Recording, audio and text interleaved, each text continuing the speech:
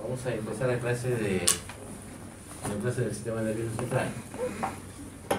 Bien, las neoplasias del sistema nervioso central pues son una cantidad de actividades, de enfermedades, ¿no?, que van a ocasionar alteraciones tanto a nivel del sistema nervioso central y en algunos casos, sobre todo cuando son metástasis, es decir, cuando llegan de fuera, son lo que son las metástasis, va a ocasionar dolores de cabeza igual como si fueran los tumores propios del sistema nervioso central. Bueno, hablando de la epidemiología de los tumores del sistema nervioso central, en el Perú hay pocos estudios acerca de incidencia, prevalencia de este tipo de enfermedad. En sí, los mejores estudios son los estudios extranjeros. Dentro de ellos están los estudios hechos pues, en los Estados Unidos, tanto los estudios hechos en Rochester, en Estados Unidos, donde se reunieron casos que iban desde el año 35 hasta el 77, y donde se vieron que había un 14 por 100.000 habitantes en varones y 14.2 por 100.000 habitantes en mujeres. A pesar de que esto es una comunidad cerrada, Rochester, y por lo tanto debería ser más o menos la representación de lo que hay en Estados Unidos, no es así, ¿no? Un estudio más abierto en todos los Estados Unidos da que el porcentaje de la incidencia es de 8.2 en varones y de 8.1 por 100.000 habitantes en mujeres. Según el sexo, hay un ligero predominio de los tumores benignos en las mujeres y de los malignos en los hombres. También igualmente los tumores malignos son un poco más prevalentes en la raza blanca que en la raza negra. En la raza negra, por lo general, los meningiomas, que también son predominantes en las mujeres, y también en la raza negra. La mortalidad, se han hecho estudios de mortalidad, pero siguiendo más que todo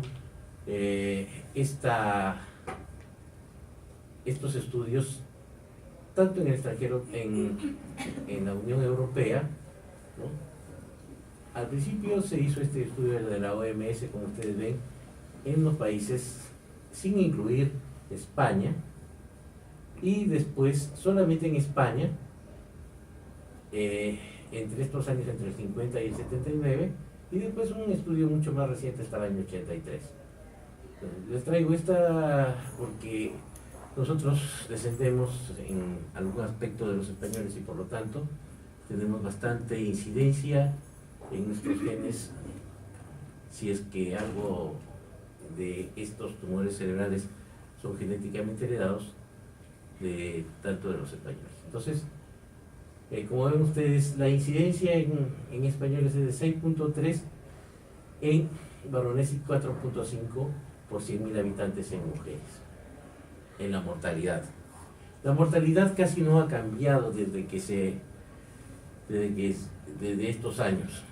La mortalidad sigue siendo prácticamente la misma. No hay ninguna cura contra estos tumores cerebrales. Lo que sí hay es que cuando se diagnostican mucho más prematuramente, la vida se alarga un poco. Es decir, puede haber 1 año o 2 años más de vida en algunos casos. Aquí en el Perú, como ven ustedes, los estudios, aparentemente, porque no hay autopsias acá en el Perú, los estudios no pueden parecerse a los estudios en el extranjero y por lo tanto, los valores que damos solamente están en razón a los pacientes que llegan al hospital de neoplásicas. Y entonces, en este caso, entre el año 90 y 93 se hizo este estudio en el hospital de neoplásicas y se determinó de que esta era la incidencia de cánceres del sistema nervioso en pacientes de neoplásicas. Debido a que Neoplásicas es el único hospital, o al menos hasta ese entonces era el único hospital que podría tratar cáncer en el país, entonces se consideró que esto se podía extrapolar a toda la población. Pero no es así. Como ven ustedes, hay mucha gente que muere en su casa y que ni siquiera llega al hospital. Hay muchos otros cánceres que mueren sin diagnóstico. Bien, también el INEM en el año 93 hizo este estudio en el cual vieron de que los dos picos, tanto en la infancia como después de la octava década de la vida, eran los más altos en la incidencia de neoplasia del sistema nervioso central.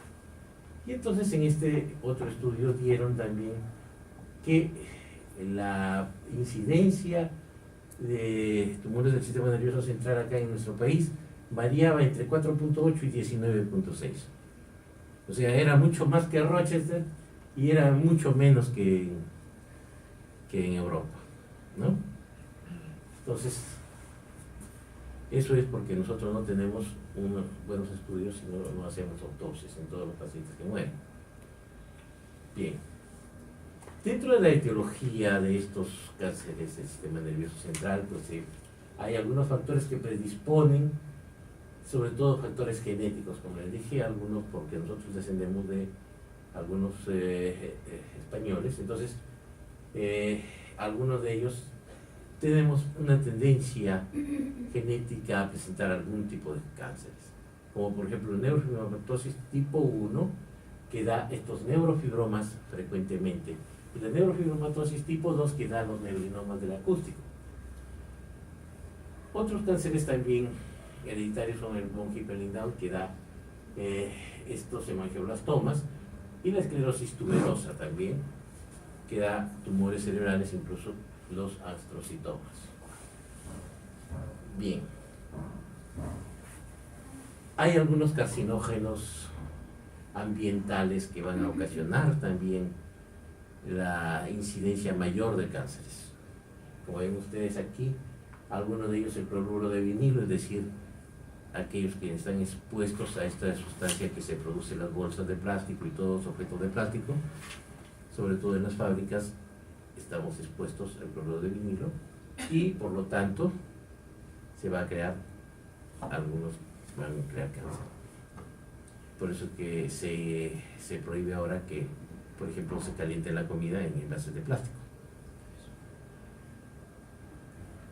¿no? Y otros, como por ejemplo las nitrosurias y los pesticidas que se usan en el campo para evitar las plagas, también pueden ocasionar esto.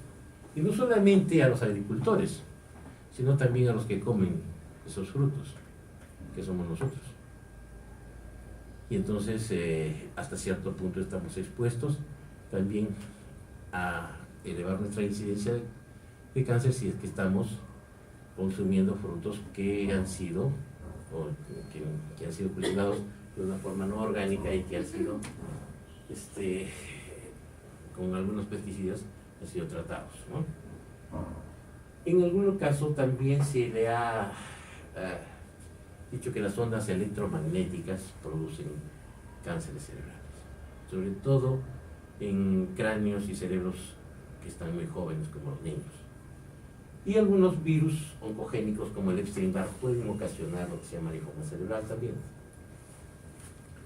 Bien, las neoplasias del sistema nervioso central se caracterizan porque presentan un síndrome, el síndrome de hipertensión intracraneal. Es decir, conforme va aumentando el tamaño del tumor, va creciendo este síndrome de hipertensión intracraneal, que consta de cefalea, que por lo general es un dolor de cabeza intenso que se aumenta con el movimiento de la cabeza y con los ejercicios, con la tos y las maniobras de Valsalva. Entonces, eso hace que aumente el dolor de cabeza. Se asocia, conforme aparece ya una hipertensión intracraneal intensa y grave, a la náusea y vómito. La náusea, que es poco pronunciada, y un vómito de tipo en proyectil. Por lo tanto, es un vómito intenso y que se proyecta hacia adelante, ¿no? Y que puede bañar pues a una persona si es que está muy cerca. Los déficits focales se asocian por lo general a la localización del tumor.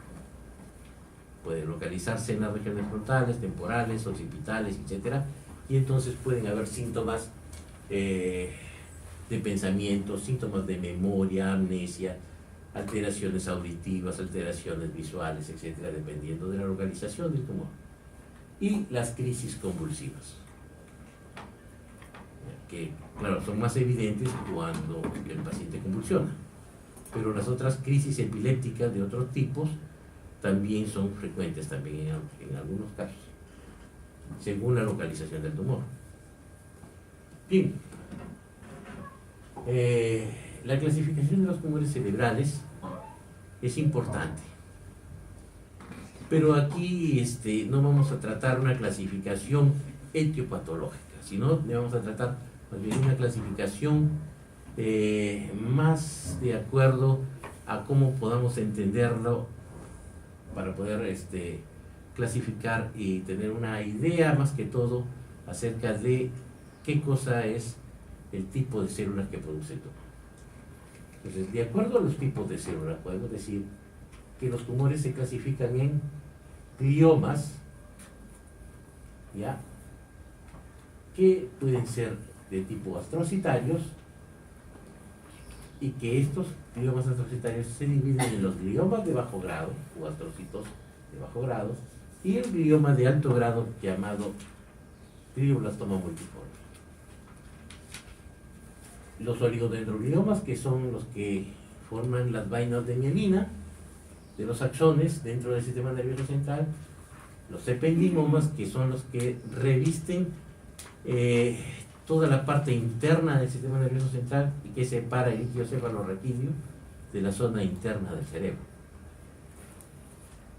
Las meninges, que son las que recubren el cerebro, tanto la pia madre, la dura madre, la aracnoides, etc., van a causar también algún tipo de tumores, sobre todo los tumores asociados a la dura madre, que se llaman meningiomas.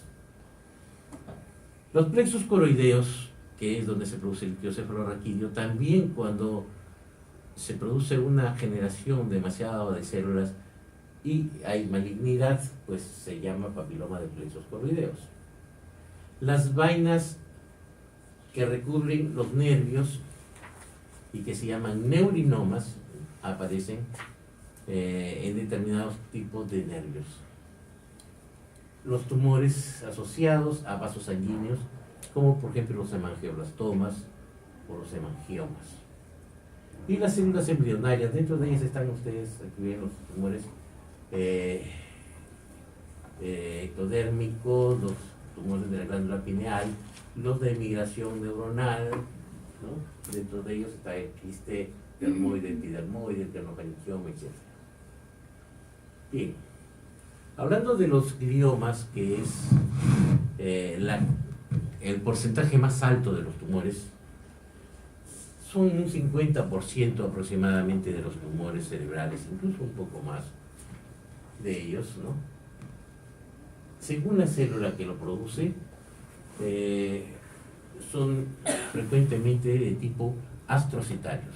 Los astrocitos fibrosos, que son los que van a formar, por decir así, la base de donde se apoya todas las células del cerebro. Estos astrocitos fibrosos, cuando empiezan a replicarse, van a formar lo que se llaman astrocitos. Estos astrocitomas pueden tener determinados grados según la malignidad y actividad que se puede encontrar en rayos X, que según la figura que podamos observar. Por lo tanto, los astrocitomas de bajo grado son una gran mayoría, un 30% aproximadamente, y otro 30% de ellos es el glioblastoma multiforme, que es el tumor, el astrocito grado 4, que es el más maligno de ellos. El medulloblastoma es un tumor parecido también al glioblastoma multiforme, pero que se asocia más que todo a los niños y también es un tumor astrocitario. También está el astroblastoma, el espongioma molar, etc. El oligodendroglioma, los ependimomas, el peniloma, etc. Y los ganglioneuromas, que son los tumores de las propias neuronas. Ese quiere decir que las neuronas, sea por ejemplo neuronas de Bates, las neuronas sensitivas, por ejemplo visuales, auditivas, etcétera, en algún caso pueden malignizarse y empezar a sufrir mitosis y por lo tanto se vuelve un tumor. Son raros, porque aquí por ejemplo dice el neuroma 0%, pero no quiere decir que sea cero, absolutamente cero, ¿no? Pero es un 0.001%.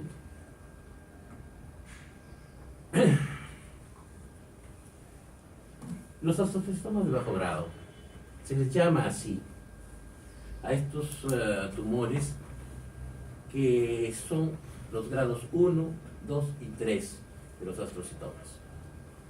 Están formados por astrocitos fibrosos, que ya le dijimos, con grados de maduración distintos, ¿no? Muestran un aspecto sólido y síntomas frecuentes la epilepsia, que se presenta así el paciente, ¿no? Con una convulsión o a veces alteraciones visuales, alteraciones auditivas, etc. Pero en relación a epilepsia.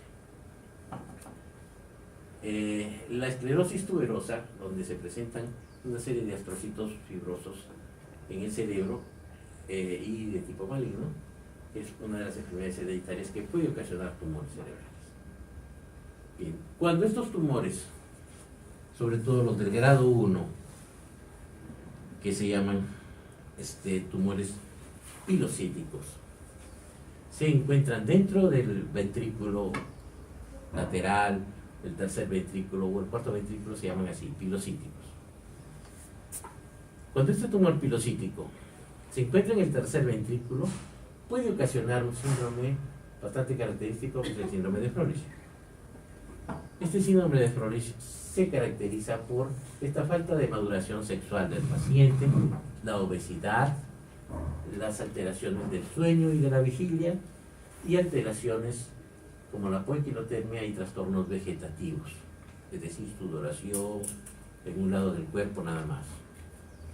El tratamiento es la extirpación quirúrgica y la radioterapia. Si bien estos no son pues tumores altamente malignos, pero no quiere decir que no vaya el paciente a fallecer por uno de estos tumores. El tumor está aquí, ¿no? Es una zona sólida y una zona quística rodeado de edema cerebral. Se pueden encontrar también estos tipos de tumores a nivel de médula espinal, sobre todo en este caso cervical. Cuando son pilocíticos, como les dije, en el cuarto ventrículo, como en este, obstruyen, por ejemplo, la salida a través de los agujeros de Luschka y de Mayendi, causando hidrocefalia, una gran hidrocefalia que ocasiona este caso, ¿no? Y por eso es que cuando tose o hace alguna maniobra de Valsalva, va a haber dolor de cabeza intenso. El glioblastoma multiforme, que ya hablamos de él, este es el astrocitoma grado 4 y por lo tanto representa un 50% de los gliomas, ¿no? Está formado por células maduras. La incidencia de este tumor está entre los 30 a 50 años. Entonces, la localización se encuentra preferentemente en el óvulo frontal o temporal, ¿no? Ocasionalmente atraviesa la línea media y su crecimiento es rápido. Bien, macroscópicamente tiene un aspecto que es un poco uniforme, ¿no? Con focos de necrosis, hemorragias y degeneración. Esto caracteriza al tumor de tipo 4, es decir, la cantidad de focos de necrosis, hemorragias y degeneración quística. Los de grado 1 tienen una degeneración quística bastante pequeña, pero no tienen focos de necrosis. Cuando presentan focos de necrosis van a ser ya de grado 2 o 3. dependiendo de la cantidad de focos de necrosis que tiene. Bien, y las hemorragias solamente se presentan en el caso de los astrocytomas de grado 4. Bien, la microscopía pues es muy celular, con núcleos pleomórficos, ¿no?, grandes y de aspecto pesado, ¿no?, con áreas de necrosis. Y hay hiperplasia endotelar. ¿Por qué? Porque existe una serie de enzimas que se desatan en estos tumores que producen mayor cantidad de vasos sanguíneos. La tomografía va a mostrar una lesión hipodensa con hipercaptación y neovascularización alrededor, dando una forma de un anillo mal circunscrito, ¿no?, un drenaje vascular precoz, bastante edema perilesional, que es en alas de mariposa por lo general, ¿no? La evolución clínica, hay hipertensión endocraniana, ¿no?, muy intensa desde el principio por el crecimiento tan rápido, síntomas focales que se asocian a este tumor y un 35% metástasis en el espacio subaracnoideo. El tratamiento es con corticosteroides.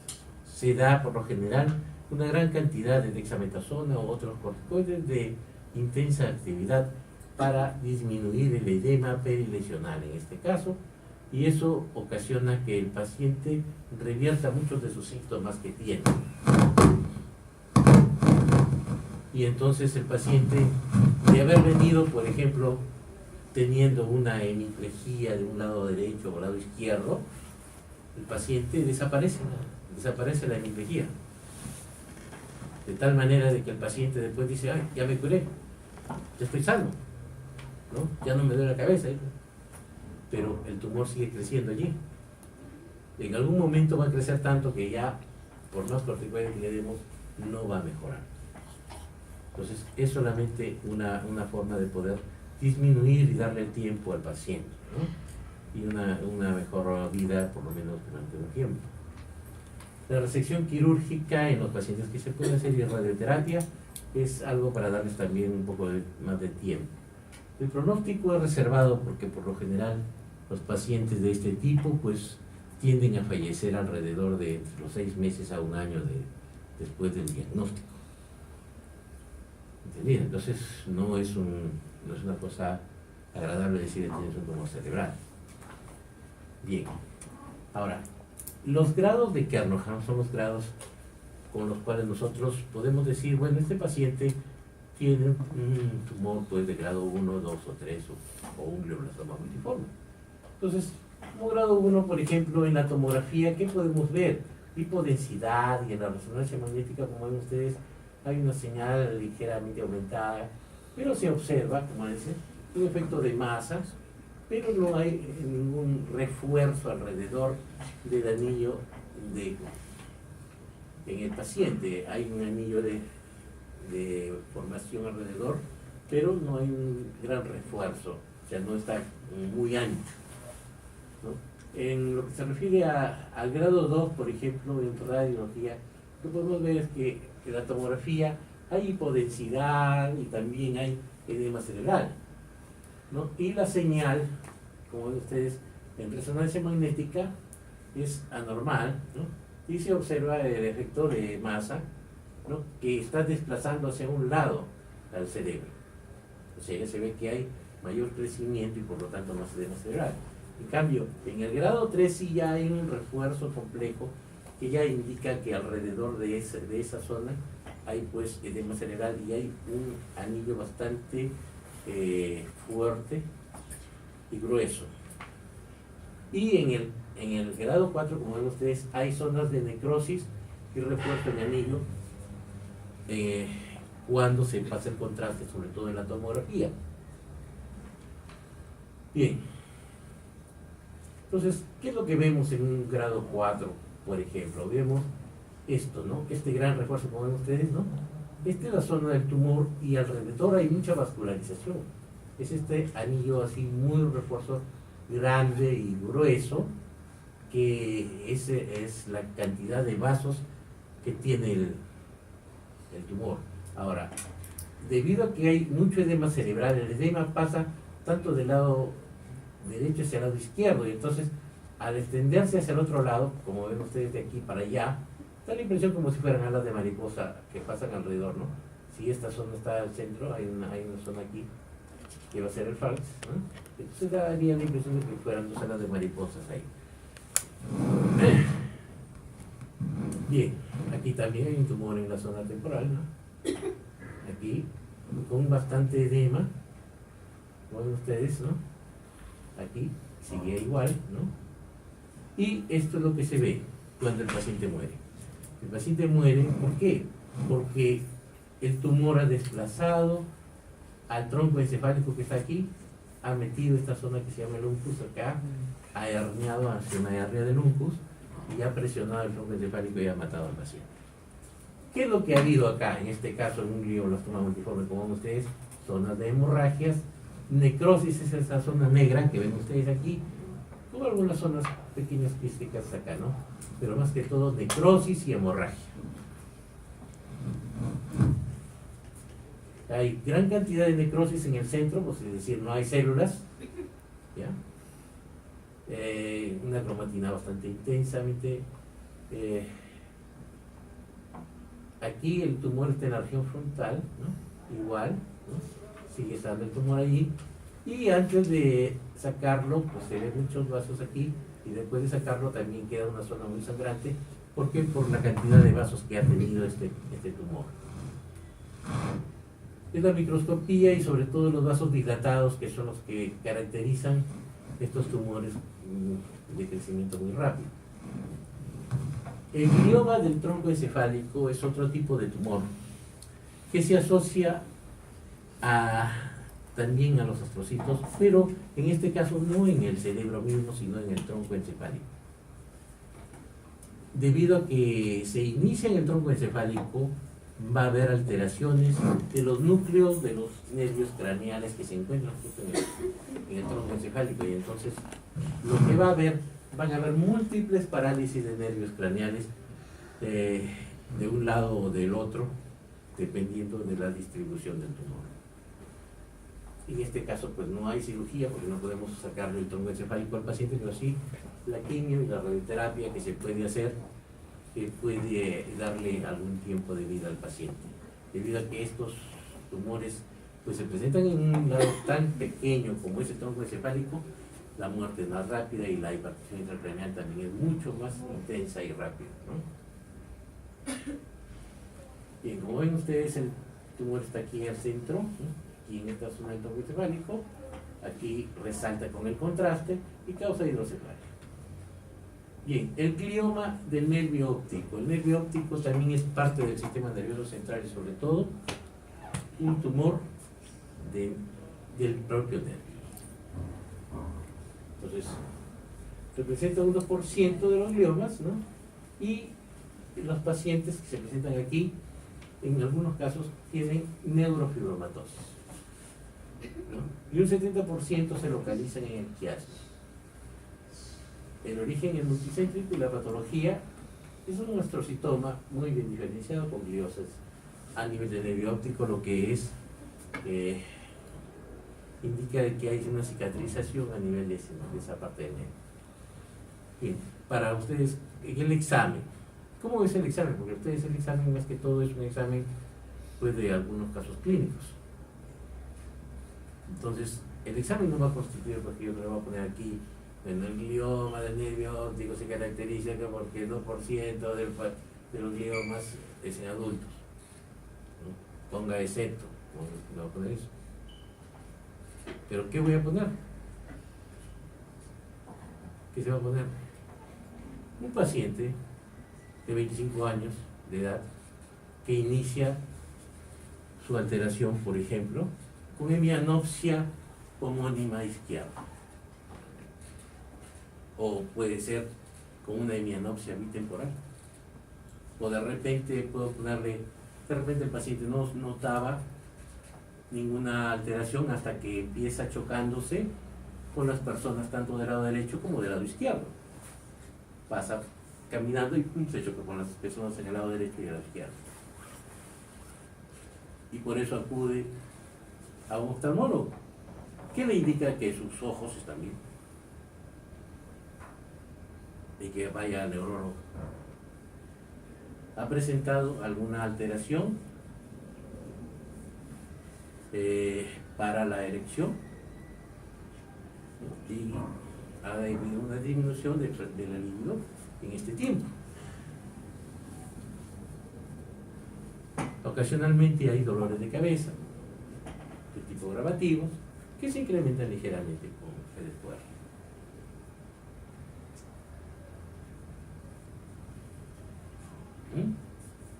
Diré,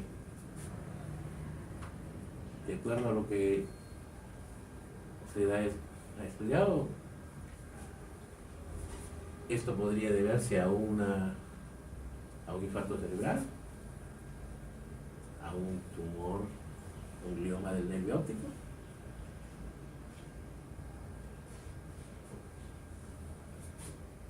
Puede ser que de repente, no les doy este caso, puede ser que en el caso de los síntomas puede variar un poco, como ven ustedes, ¿no? Y entonces puedo decirle, ¿sabe qué? Este paciente presenta alguna escotoma central de la visión, del ojo izquierdo. Siente que su ojo se le está saliendo y no se le está moviendo bien y presenta cierto grado de diplopía asociado a un dolor de cabeza que ha aparecido hace 2 meses y se está incrementando cada vez más. Nunca ha presentado dolores de cabeza.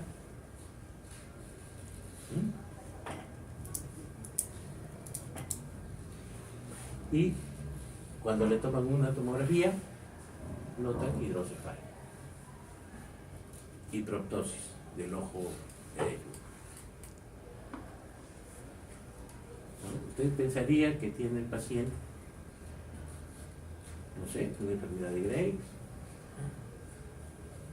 un tumor, un glioma del nervio óptico.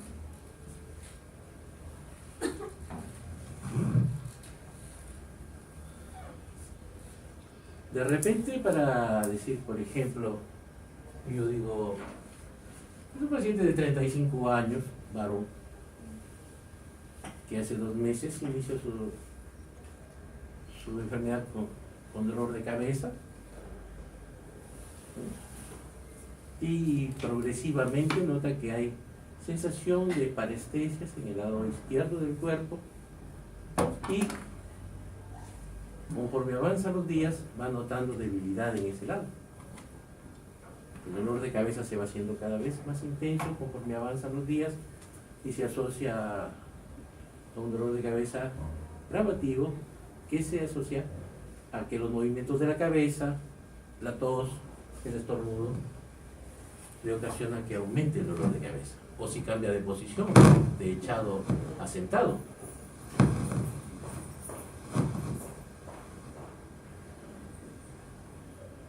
Acude a emergencia porque hoy día presentó una crisis convulsiva que se inició con movimientos en el lado izquierdo del cuerpo y de pronto se generalizó y lo trajeron sus familiares.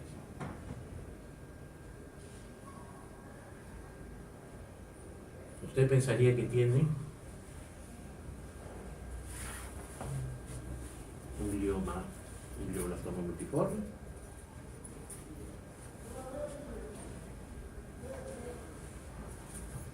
Un infarto cerebral?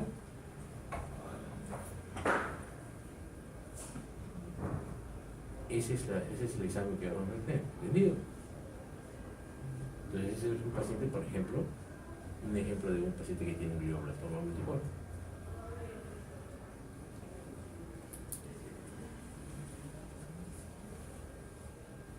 Bien. Entonces, si yo tengo pacientes con esta alteración, por ejemplo, del nervio óptico, veo que tiene estrabismos y proptosis, ¿no? O sea que el paciente ve doble y los movimientos oculares no puede realizar, ¿no? Como ven ustedes, en la parte media donde está el quiasma óptico se encuentra este tumor y presiona hacia arriba. ¿Qué va a ocasionar en esa zona de encefálica? Va a ocasionar que haya alteraciones diencefálicas y de también muchos de ellos incluso disminuir el líbido, hay alteraciones sexuales en las mujeres, alteraciones también de la menstruación, ¿no? Puede haber hipotiroidismo. Bien, el oligodendroglioma es otro tipo de tumor. En este caso, es un 5% más o menos de los gliomas, aparece en adultos jóvenes y se asocia pues a un tumor con consistencia firme, bien circunscrito, algunas hemorragias y necrosis y calcificaciones hasta en un 50%. No quiere decir que siempre va a haber calcificaciones. ¿Ya? Entonces,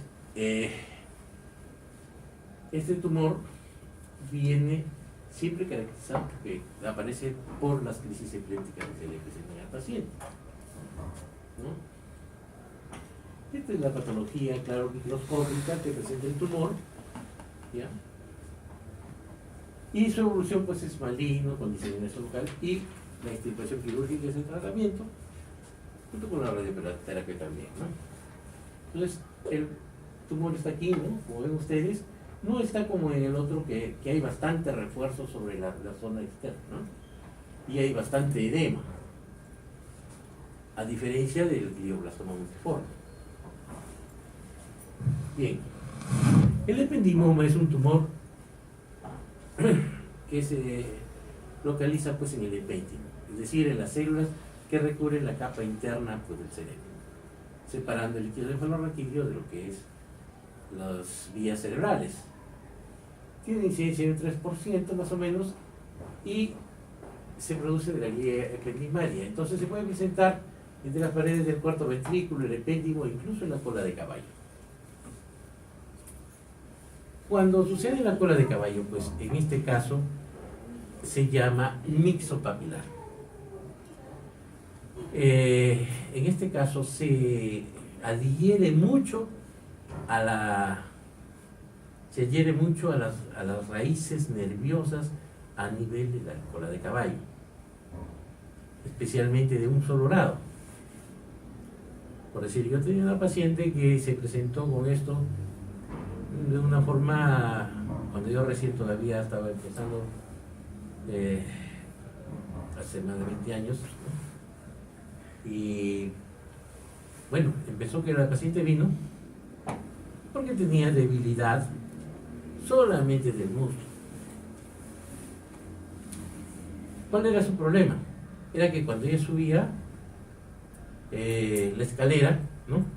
Y ponía la pierna derecha, no podía elevarse para levantarse, para subir la otra pierna. No había fuerza. Por lo tanto, había un compromiso tanto del psoas ilíaco como también algo del cuádriceps. Al examinarle, yo encontré que había una disminución de la fuerza muscular del cuádriceps y del psoas ilíaco, sobre todo del psoas ilíaco.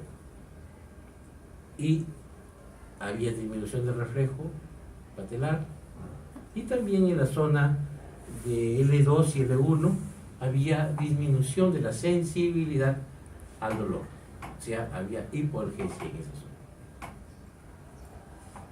Y era lo único que tenía.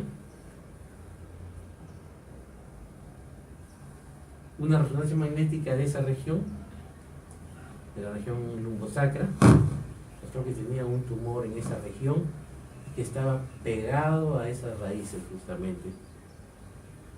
Y bueno, cuando se le tuvieron que sacar el tumor, quedó con la debilidad permanente. ¿Por qué? Porque al sacar el tumor también se lastima permanentemente las raíces, porque está tan pegado que no se puede pues despegar así nomás, sino que se despega, pero se arrancan muchos de los axones del nervio. Bien, entonces como le digo, en el caso de este paciente pues, se ve así, ¿no? Es grisáceo granular como bolitas que están adheridos aquí en esas regiones, ¿ya? Y Bueno, la patología microscópica se ve en estas células poliedricas, etc. Y su evolución, bueno, raramente me transpartizan, ¿no? La supervivencia a 5 años es de un 30 al 40% de los pacientes, que más o menos el paciente vive 5 a 10 años, ¿no? Y la extirpación quirúrgica y la radioterapia es el tratamiento. Como ven ustedes, se puede presentar en toda la parte del epéndimo de la parte central, desde el cerebro, la médula espinal, incluso en el tercer ventrículo, etc. Los tumores meningios, o meningiomas también llamados así, se presentan muy frecuentemente en pacientes, mujeres, ¿no? Y están alrededor del edad a los 45 años aproximadamente. ¿Y cómo se presenta esto? Se presenta por lo general en una paciente, mujer que sufre de dolores de cabeza en forma crónica desde hace varios años. Los neurofibromas pueden ser desde tipo benignos hasta tipo malignos. Por lo general se encuentran localizados en la zona media o parasagital, en la convexidad, ¿no? O en la zona parasagital media o la convexidad. Algunos en el reborde fenoidal, pocos, y muchos más muchos menos en el bulbo olfatorio, etc., ¿no? Pero puede encontrarse en cualquier parte del sistema nervioso, porque todo el sistema nervioso es meninge. Entonces se originan en los puntos de entrada y de salida de los vasos sanguíneos a través de la meninge. En algunos casos se ha presentado epilepsia, pero en los casos más frecuentes que yo he visto, el síntoma principal es la cefalea. Cefalea que siempre se presenta. Entonces, ¿cómo se presentaría un caso clínico de esto? Una paciente de 45 años que viene, ¿por qué? Por dolores de cabeza frecuentes, localizados, por decir, en la región parietal del lado derecho, ¿no? De moderada intensidad, que se intensifica ligeramente con los esfuerzos, no es muy fuerte, y que se asocia pues a dolores frecuentes de la cabeza. Les puedo poner ahí, si desean, que le tomamos una tomografía y se encuentra una ligera masa que resalta mucho con el contraste. Y eso es lo que pasa con esto, es una masa que es única, de tamaño variable, desde chiquitito hasta más o menos casi como si fuera un limón, ¿no? Y es de tipo nodular, ¿no? Y bien encapsulado, tiene muy poco edema cerebral, ¿ya? Dentro de la patología, bueno, se encuentran los disitiales, como ven ustedes, que son los de células poligonales, que son los más benignos, y los malignos, que son ya pues con muchas mitosis, y son los que, y junto con los angiográficos, son los más peligrosos que hay, ¿no? Bien, y en la tomografía, como ven ustedes, que decía, por ejemplo, les puedo incluir ahí en el caso clínico, que hay una masa homogénea, ¿no? Que tiene una gran captación del contraste. Bien, el crecimiento lento, la mortalidad operatoria es de un 5%, y puede haber recidivas en 5 años hasta un 10%. O sea, quiere decir que no vuelve a ocurrir nuevamente el tumor. Como ven ustedes, es un tumor aquí, mucho capta el contraste, igual también aquí, pero aquí hay una zona quística, aparentemente por la compresión del tumor, ¿no? También en esta zona media, como ven ustedes, también en la zona de la convexidad, como ven ustedes, ¿no? Aquí también.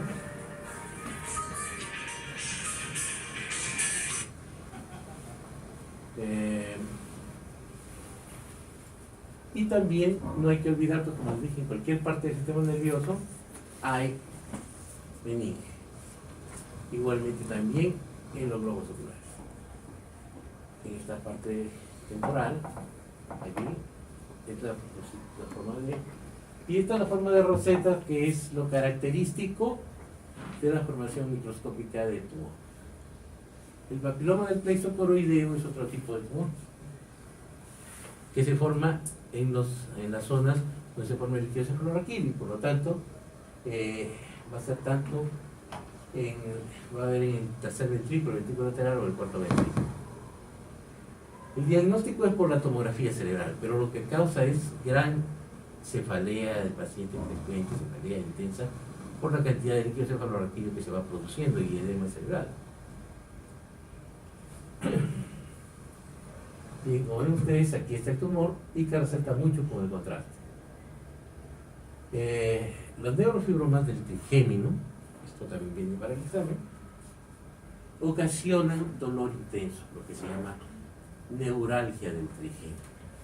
Y la neuralgia del trigémino aparece en este caso porque aparecen células malignas a nivel del ganglio de Gaza y que pueden estar relacionadas con la primera, segunda o tercera rama del nervio trigémino. Por lo tanto, los síntomas van a ser variables.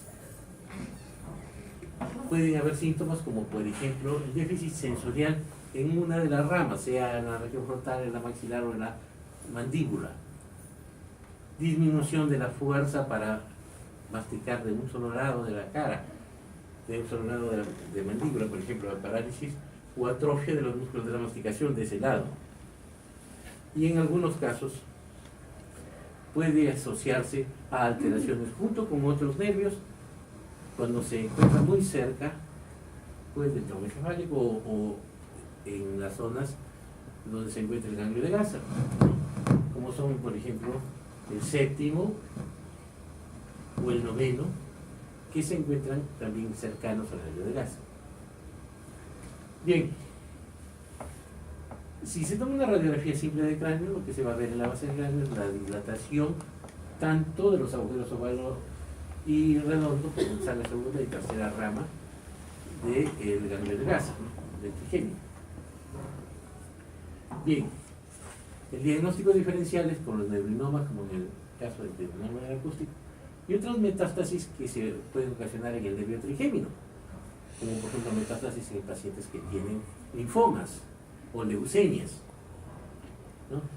La extirpación quirúrgica es el tratamiento en este caso, sobre todo se corta el ganglio de Gaza y claro, de un solo lado se queda el paciente sin sensibilidad en toda la cara. Como ven ustedes, el ganglio de Gaza aquí, que está resaltando bastante bien en la base craneal. El neurinoma del acústico es otro tumor, pero en este caso se encuentra relacionado al nervio acústico. Y el nervio acústico va junto con el nervio vestibular, y por lo tanto, los signos y síntomas de uno afectan al otro. Y por lo tanto también, dentro del conducto auditivo también, que se encuentra asociado con el séptimo nervio y con el séptimo bis, los síntomas pueden ser bastante grandes entre uno y otro nervio. Entonces, se origina en células de Schwann del poro acústico por lo general, ¿no? 5 a 10%, un 80 al 90% están en el ángulo pontocerebeloso. Bien, el paciente está entre los 30 y 50 años de edad y se asocia a neurofibromatosis tipo 2. Bien. La patología, como ven ustedes, puede haber una tipo 1A o B de Anthony en la patología, ¿no? Pero lo principal es esto. De acuerdo a que de aquí va a salir el examen. Entonces, ¿qué es? Un paciente más o menos de unos 30 o 40 años que viene porque presenta disminución de la sensibilidad auditiva, es decir, hipoacusia o sordera, que puede ser uni o bilateral, ¿no? Y también presenta sonido en ese oído. Y ocasionalmente también puede presentar vértigo. ¿Por qué? Por la alteración del nervio vestibular. Entonces puede haber vértigo que se ve aquí, ¿no? Y nistagmo también, porque el nistagmo es el signo objetivo del vértigo. Si el paciente le dice, tengo vértigo, hay que mirarle a los ojos, porque seguramente el movimiento del nistagmo ocasiona el vértigo que siente el paciente.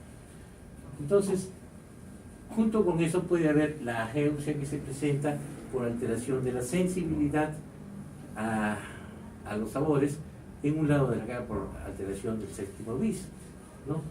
Y puede haber otalgia, hormigueo facial, si es que se relaciona con el quinto nervio craneal o con una rama del nervio craneal, del quinto nervio. El desequilibrio también asociado al nervio vestibular, ¿no? Y la hiperestesia facial es asociado al quinto nervio.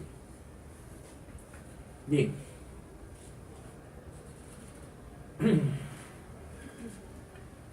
Los diagnósticos diferenciales, como ven ustedes, son el meninoma trigémico y sobre todo el colesteatoma. El colesteatoma es un tumor de oído y que también aparece muy cerca de esa región y se asocia con síntomas similares, no iguales. ¿Ya? Bien, la extirpación quirúrgica, pues, y la sordera en ese lado es el tratamiento. No quede con sordera el paciente. Entonces, este es el ángulo punto cerebeloso, se saca este tumor y el paciente queda sin la alteración que. Bien, los tumores vasculares también van a causar incremento en su tamaño y por lo tanto van a ocasionar, si es que son de tipo malignos como el hemangioblastoma, van a ocasionar pues graves daños en el sistema nervioso. Pero también pueden haber otros que son benignos como el sinus cráneo, las telangiectasias o las malformaciones arteriovenosas que no crecen sino evolucionan a veces en algún caso a obstrucciones, a veces a hemorragias, etc., ¿no? Si una malformación arteriovenosa, por ejemplo, sangra, ¿qué va a ocasionar? Va a ocasionar el incremento de tamaño y por lo tanto actuar como si fuera un tumor. Pero por supuesto, por lo rápido de la evolución, hay que pensar de que es pues un problema vascular y no un problema neoplásico, ¿no? Bien, los aneurismas también, algunos de ellos ocasionan síntomas que pueden hacer señalar que el paciente tiene un tumor, por ejemplo el aneurisma de la comunicante posterior que causa parálisis del tercer nervio craneal. El medulloblastoma, como les dije, es otro tumor, pero que está relacionado más que todo a los niños, ¿no? Aparece relacionado al techo del cuarto ventrículo y por lo tanto al techo, neuroepitelial del cerebelo, ¿no? Y por lo tanto puede invadir el mismo cerebelo, tanto el vermis como los hemisferios cerebelosos. Su incidencia es un 5 a 10%, ¿no? Y se origina en el techo neuroepitelial.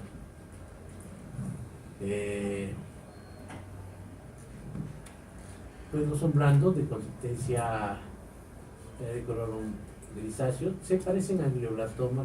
Ustedes revisan esto, el glioblastoma multiforme tiene las mismas características, incluso sus características patológicas. La hipertensión intracraneal y la disfunción cerebeloso es lo principal. ¿Y cómo se presenta esto? Por lo general se presenta en un niño que por lo general ha estado normal, hasta hace una semana o 15 días, en que el niño empieza a presentar, lo más frecuente son caídas. Es decir, cuando el niño corre, no hay control motor de la sinergia total del cuerpo y por lo tanto se tropieza y se cae frecuentemente. Puede asociarse poco a poco a sensación de náuseas, vómitos y dolor de cabeza ligero que se va incrementando poco a poco. ¿Ya? Y sobre todo los movimientos de tipo atáxico, sobre todo para estar de pie o para movilizar la mano, hay dismetría o temblor. Entonces, esto aparece mucho en niños pequeños, niños por decir de 5 años, de 3 años, de 7 años, en los cuales aparece el tumor y cuando se hace el tratamiento, que es la radioterapia, quimioterapia y la operación, desaparece el tumor muchas veces por varios años, por 4 años, 5 años, y de nuevo vuelve a reaparecer para entonces ya matar al niño, ¿no? Entonces ya una vez que el paciente pues vuelve a reaparecer el tumor, por lo general la supervivencia de 5 años solamente son 40% de los niños, nada más. El resto muere en el transcurso de los otros 5 años. Bien. Entonces el tumor está localizado aquí en esta región media, como ven ustedes, ¿no? Y que se asocia pues a ataxia, como ya les estaba mencionando. Los tumores de la pineal son otro tipo de tumores y que son de distintos tipos. Pueden ser tumores germinomas, teratomas, dermoide, epidermoide, otros diversos que pueden ser incluso quistes, etc., ¿no? Si son de las células de sostén, pueden ser pinealomas o pinocitomas, que son los pinocitomas, son los más malignos, ¿no? Y si son de estructura de sostén, pueden ser atrocitomas, ependimoma o meningioma, o quistes aracnoideos que son benignos, ¿no? Bueno, la incidencia de 1%, 25% son benignos, ¿no? Pueden ser los teratomas, el dermoide, epidermoide, quistes, etcétera, son de naturaleza benigna.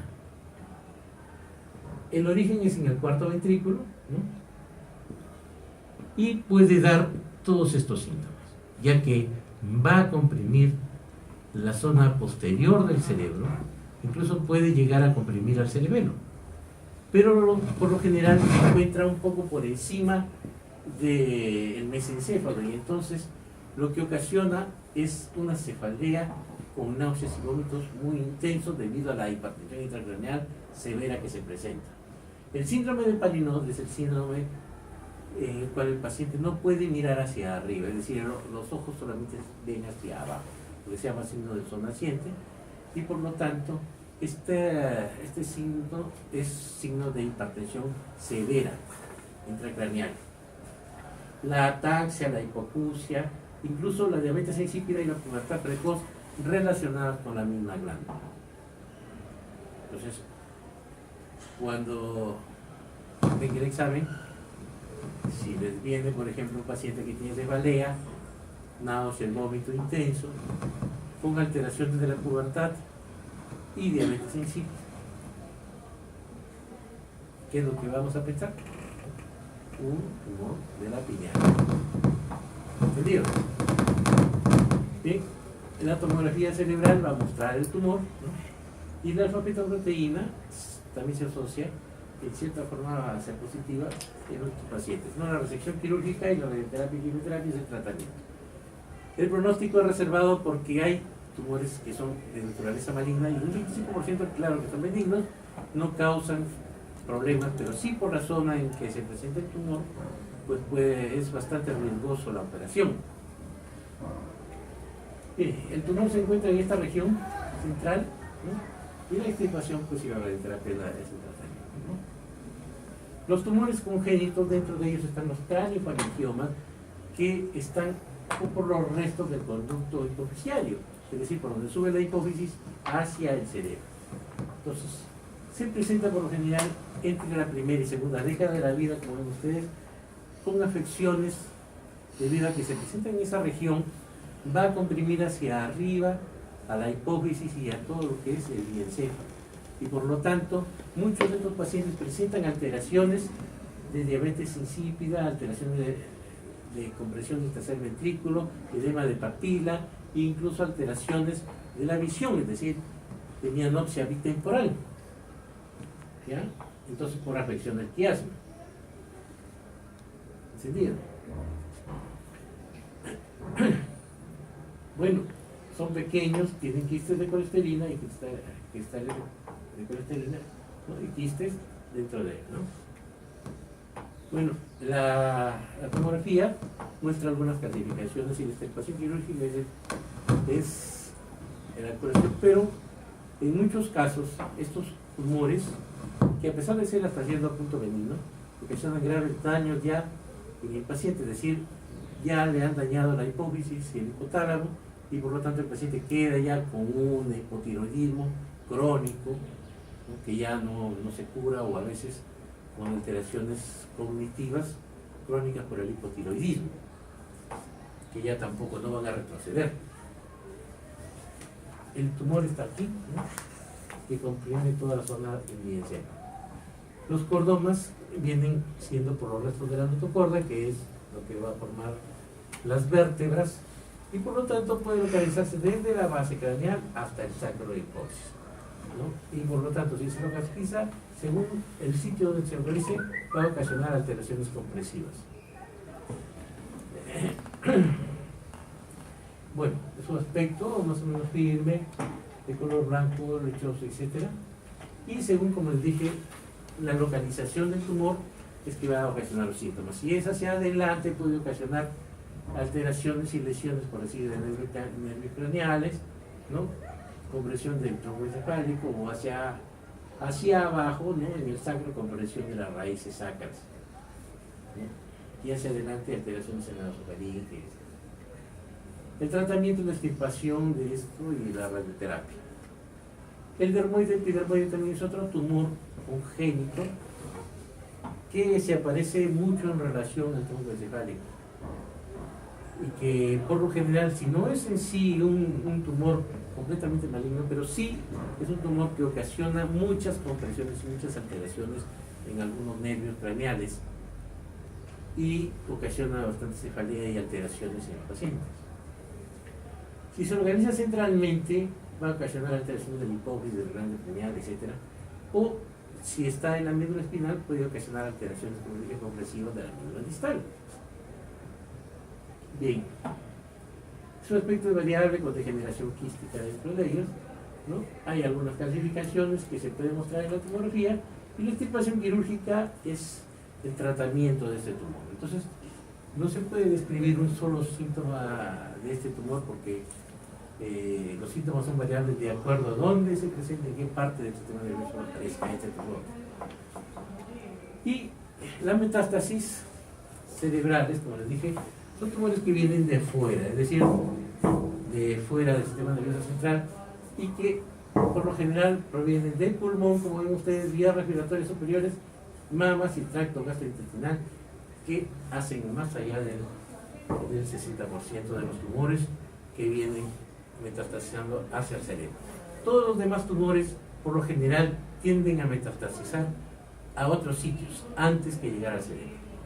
Aquí, claro, faltó el tumor de tiroides, pero los tumores de tiroides, por lo general, poco ocasionan metástasis hacia el cerebro.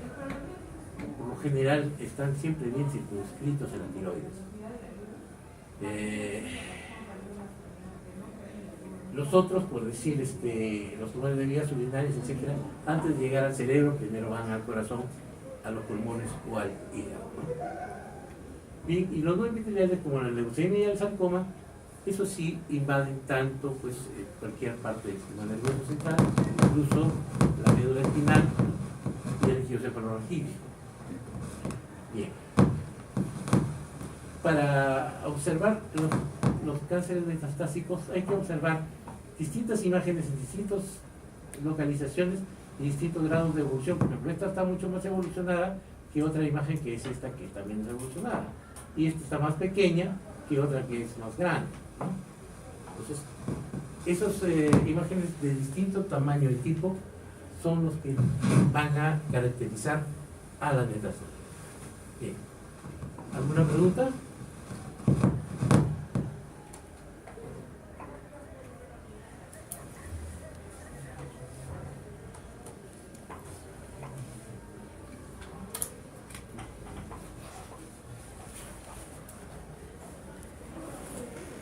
Entonces, cuando estudien para realizar, porque así va a venir eso.